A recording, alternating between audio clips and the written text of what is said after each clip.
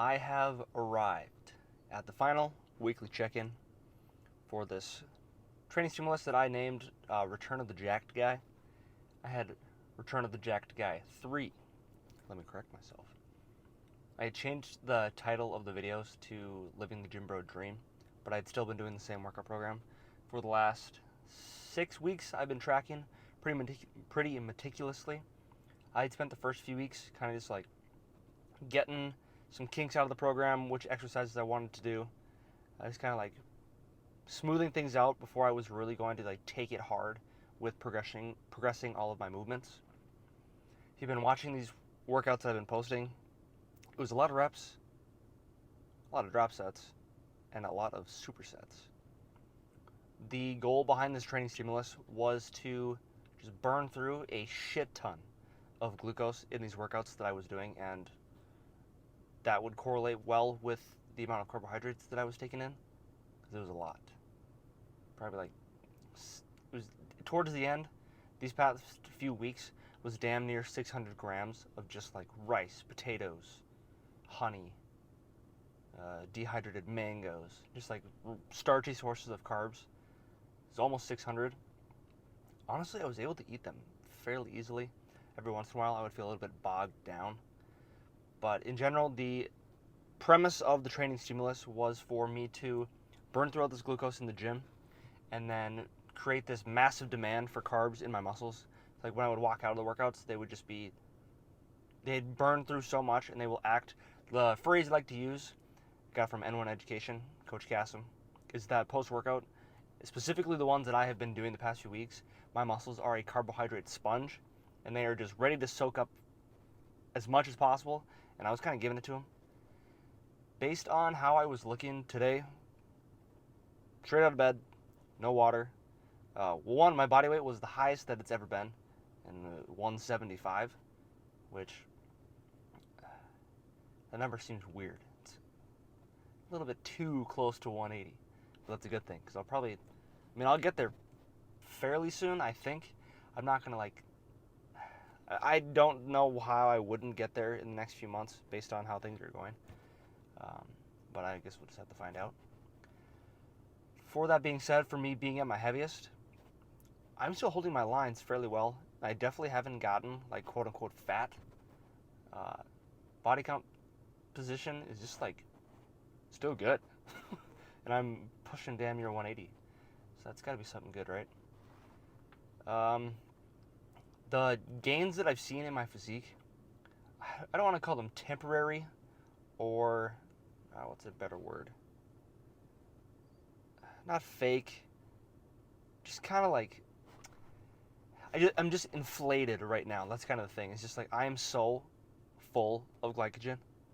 So full. Like, I could not be any fuller based on my knowledge of what I could do for just like creating the demand for my muscles to take in glucose. So I'm just like, gym bro terms, I'm full as a house right now. The next training stimulus won't necessarily be as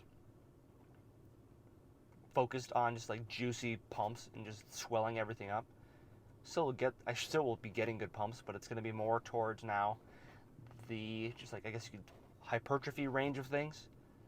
So I haven't even been like trying to get I'm obviously trying to get bigger, but haven't been trying to get huge, which I'll be doing after I take a break next week. So that's exciting that I just haven't even been trying to put on I haven't been doing a workout program where the goal would be to just put on maximum tissue, which is what that's going to be for the next one. So that's exciting. I'll do a whole video breakdown. I think I'll make it like psychotically meticulous of just show you guys everything that goes into how I put these programs together and how I'm just seeing the results that I've been seeing so far. As much as I don't want to take a break, I probably should. One, I'm getting labs done next week, and you don't want to get labs done if you're just like killing yourself in the gym. You want at least a few days of just like chilling the fuck out before you go get labs done. I also, based on my recovery metrics of my Oura Ring, just like the past 8 weeks have just been a constant decline of all my recovery metrics. I still feel good, but I don't want to find out what it feels like to not feel good from all the training that I've been doing. I spent before I got back into this routine, I had spent like a year just like stuck in the hole of not being able to recover from like fucking anything. Just terrible. I don't know.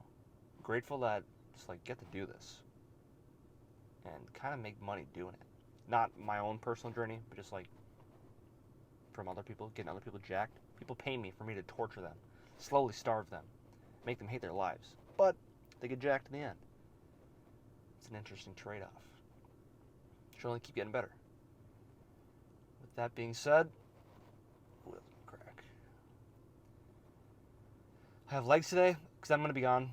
I have to leave and I won't be able to do the check-in, so I'm doing this like before my last training day.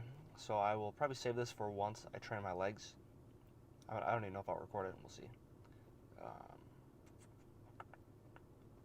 So yeah, pretty solid. 6 weeks of training. Saw pretty good progress. Physique looks a lot better. Next training stimulus, I'll try and get fucking huge. I have some things in the works, or I have some things planned for what I'll do here once I just like have a bigger, I'll call it audience. I don't know if I want to call it following. Because I refuse to take ads, won't do it. Ads fucking piss me off for everything. So I will refuse to take ads.